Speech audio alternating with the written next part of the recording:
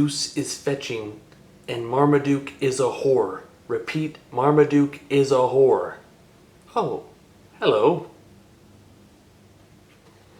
You're, probably wondering what I'm doing with my helmet.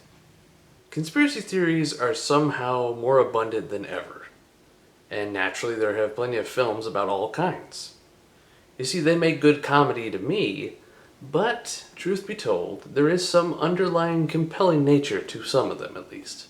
You see, some of the films actually help you understand the mindset, not to actually believe in any of it, but to understand the people and why they believe those things. So, here's 4 films about conspiracy theories that I like. First up is the 90s action thriller The Arrival. Once upon a time, a movie starring Charlie Sheen discovering aliens wasn't intentionally funny. You see, in the film, Sheen discovers an alien takeover, and things get wacky. Now, I haven't actually seen the film in about 20 years, but it really stuck in my head. You see, when you're a teenager, you feel like you're always alone, or like you're an alien, or that everyone's out to get you. So watching this film, it kind of kicked up my social anxiety a notch. It really made me think, oh shit, what if they're coming after me? Maybe not aliens, but just people in general. Good God, the horror. Please, Army, anyone, CIA, FBI, Canadian Royal Mounties, send help. I need help. Chief, you're talking in your wallet. Damn it, not again. Next up is the Oliver Stone film, JFK, starring Kevin Costner and a whole bunch of other people. This film, I know it's supposed to be presented as fact by Oliver Stone, but really, whether you believe it or not, there really is a point to this film. It's about questioning the people in charge when a very preventable tragedy occurs. As for the film itself, it's very engaging and you kind of want to see just how far it goes into the craziness territory. Like, how deep is this conspiracy? Aside from a stellar cast, the mixture of real footage is actually just a brilliant touch. It really draws you into that time period and what exactly was happening. And I do highly recommend you watch this film at least one time, mostly for Kevin Costner's monologue at the end. It was very stirring and really gets that actual point across. Third up is The Adjustment Bureau, starring Matt Damon. And somebody else.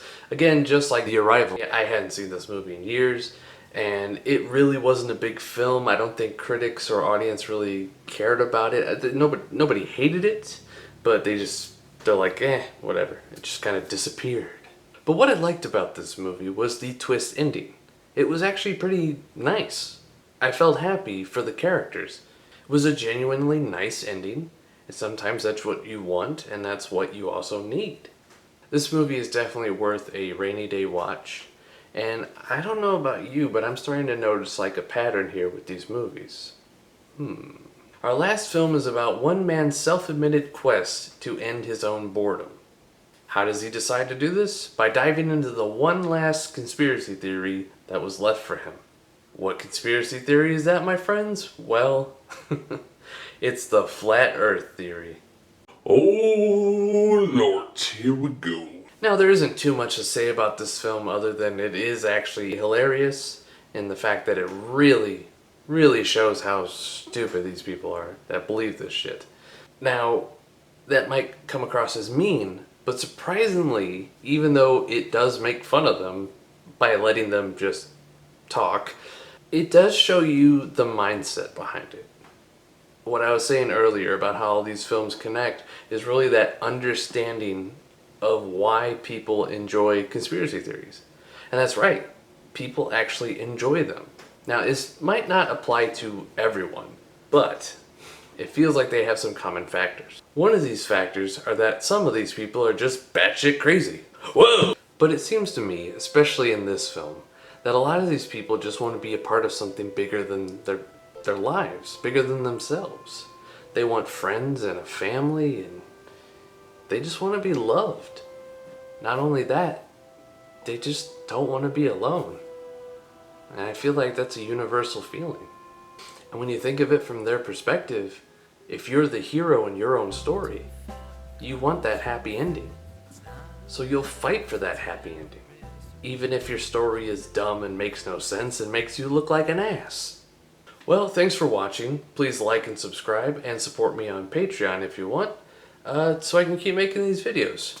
Well, I better get going, because if not, the lizard people are going to send the aliens to frame me for 9/11. Again.